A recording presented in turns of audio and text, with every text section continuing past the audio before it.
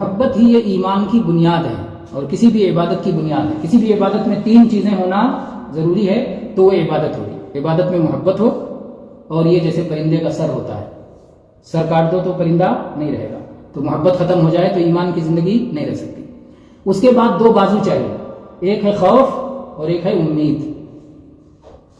اللہ سے محبت کے ساتھ ساتھ اللہ کا ڈر بھی ہونا ضروری ہے. اس کے تعظیم کا تقاضا ہے.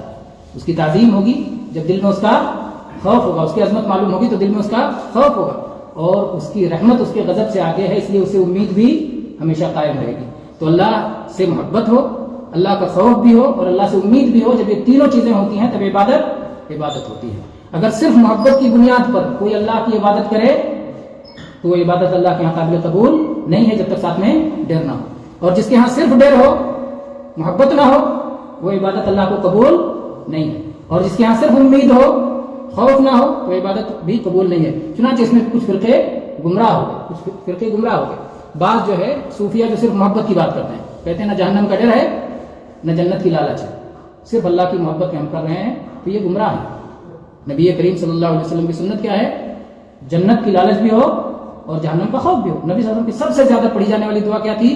ربنا آتنا فی الدنیا حسنہ وفی الآخرۃ حسنہ وقنا عذاب النار. آپ دنیا میں بھی اللہ سے بھلائی مانگتے تھے, آخرت میں بھی اللہ سے بھلائی اور اللہ کی جنت مانگتے تھے, اور جہنم سے اللہ کی پناہ تلاش کرتے تھے. تو اللہ کے عذاب سے ڈرتے بھی تھے اور اللہ کی رحمتوں کی امید بھی رکھتے تھے, اور اللہ سے محبت بھی رکھتے تھے. تو اس لیے یہ تینوں چیزیں یہ عبادت کا جو ہے رکن ہے, عبادت کا رکن ہے. تو جو ایمان والے ہوتے ہیں وہ سب سے زیادہ اللہ سے محبت کرتے ہیں.